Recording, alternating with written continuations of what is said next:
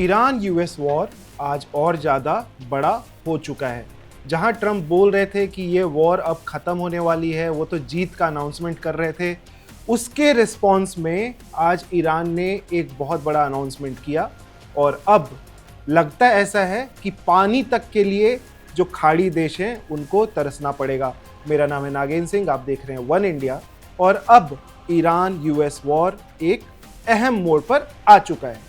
आज Donald Trump ने क्या बोला वो हम आपको बताएंगे। उसके बाद ईरान का जवाब आ चुका है ट्रंप के स्पीच के बाद, जो ट्रंप ने आज पूरे दुनिया को बताया कि कैसे यूएस वर्ल्ड वॉर लड़ा है और कितने लंबी लंबी लड़ाइयाँ लड़ा है। लेकिन यहाँ पर ईरान में ट्रंप ने बस 32 दिनों में कितनी तबाही मचाई और बहुत सारे लोगों को मारा, ये उन्होंने अपनी अहमियत बताई, अपनी अचीवमेंट्स बताई कि यूएस ने इस वॉर में ये अचीव किया है। उन्होंने हॉर्मुज स्ट्रेट पर ये बोला कि अब वो तो नहीं खुलवाएंगे इसको, बाकी के देश जिनको ज़रूरत है वो आए और खुलवा लें।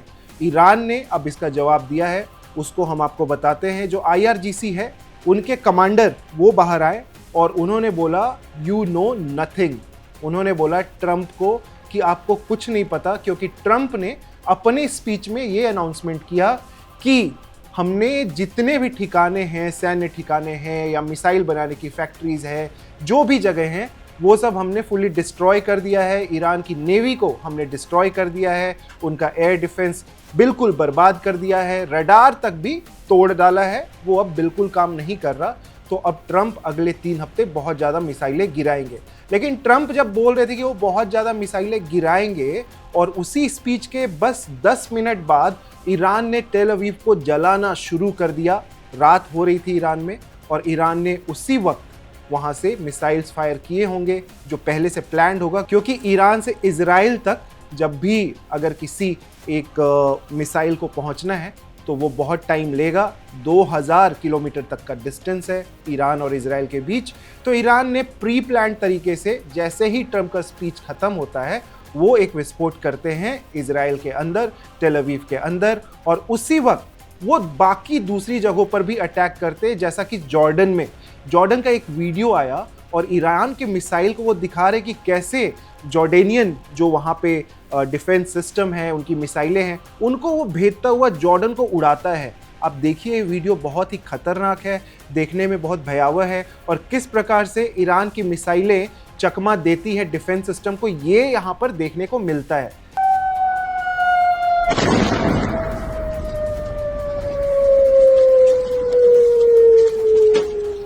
ईरान ने अभी स्टेटमेंट जो दिया उसमें उन्होंने साफ साफ कहा कि आप भले ही ये सोचते रहिए कि हमारी मिसाइलें ख़त्म हो गई हैं, सब कुछ ख़त्म हो गया है, लेकिन उन्होंने जो करके दिखाया उससे ट्रंप को और इजराइल को ज़रूर डर लगना चाहिए, क्योंकि ईरान ने पहले ही बोला था कि वो अभी अपने पुराने मिसाइलों को इस्तेमाल कर रहे हैं। उनके पास अभी भी नए मिसाइल हैं और वो हर हफ्ते काफ़ी सारी मिसाइलें अभी भी बना रहे हैं।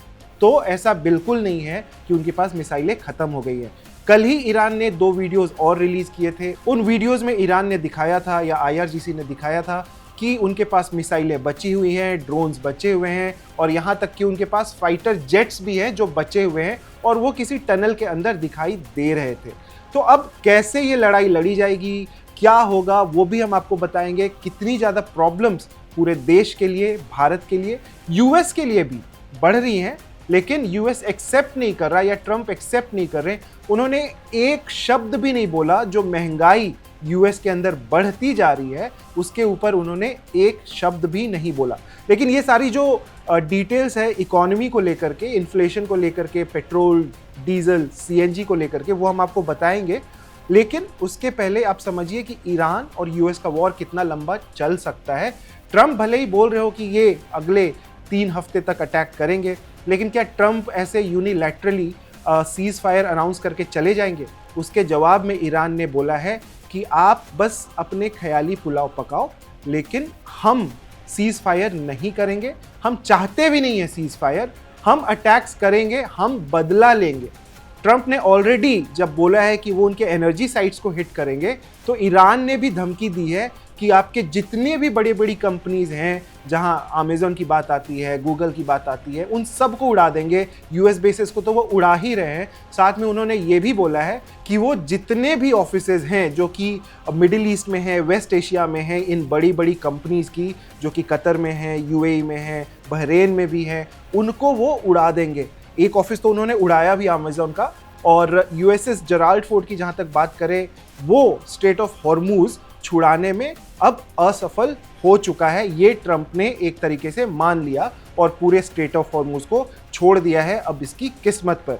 अब ईरान ने तो साफ साफ बोला है कि आप वहां से पैसे दीजिए और शिप क्रॉस करिए, और वो भी केवल उन्हीं कंट्रीज के जो कि फ्रेंडली रिलेशनशिप रखते हैं ईरान के साथ। उसमें भारत भी एक है, जो कि एक अच्छी बात है। लेकिन आगे चल के अभी क्या होता है, क्योंकि प्रोडक्शन जो है, अगर समंदर से जहाज आ सकते हैं, लेकिन अब प्रोडक्शन का क्या होगा।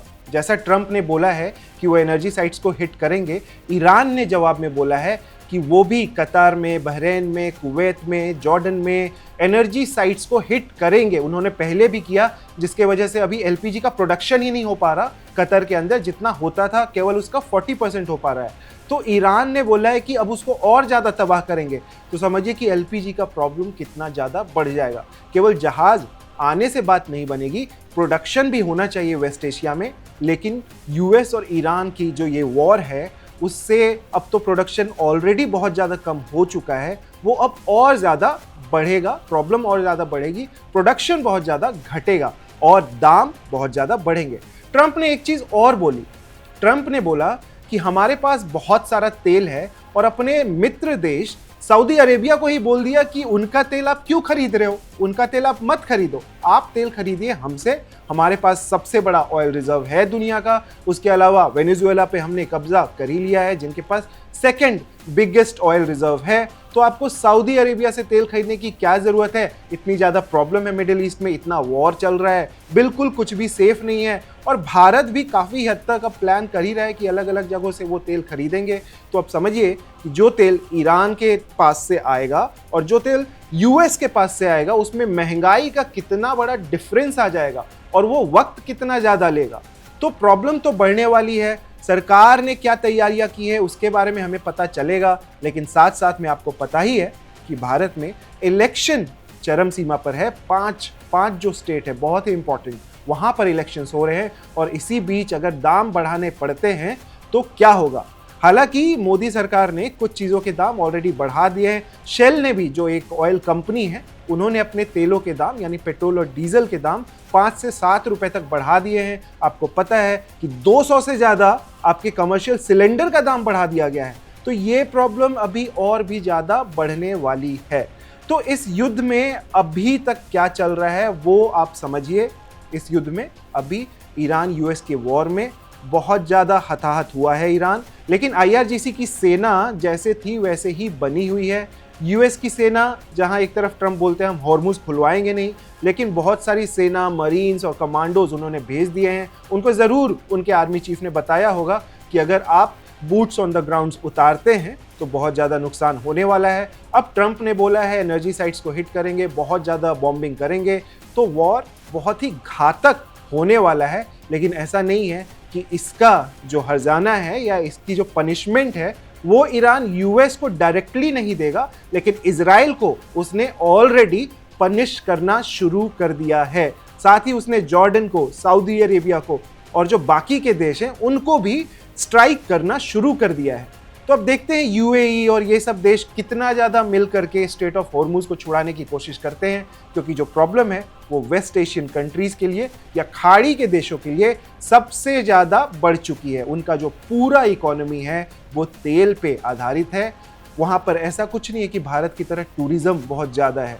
यूएई में भले फिर भी लोगों ने घर खरीद रखे हैं और वहाँ पे प्रॉपर्टीज़ को लेकर के काफ़ी कुछ धंधा है, क्योंकि बहुत अच्छे अच्छे घर हैं, बिल्डिंग्स हैं, लेकिन जो तेल है वो इन सब का आधार है। अब उस तेल को अगर वो बेच ही नहीं पाएंगे, अगर उसको वो निकाल ही नहीं पाएंगे, प्रोड्यूस ही नहीं कर पाएंगे, सारे ऑयल वेल्स में अगर आग लगी होगी, तो फिर दुनिया का क्या होगा ये समझिए। रशिया ने बोल दिया है वो अपना तेल नहीं बेचेंगे। पहले तो 4 महीने की बात की थी, लेकिन अब लगता है जिस प्रकार से ये वॉर बढ़ने वाला है, ये संकट और ज़्यादा गहराएगा। आप देखते रहिए वन इंडिया। मेरा नाम है Nagendra Singh. Subscribe to One India and never miss an update. Download the One India app now.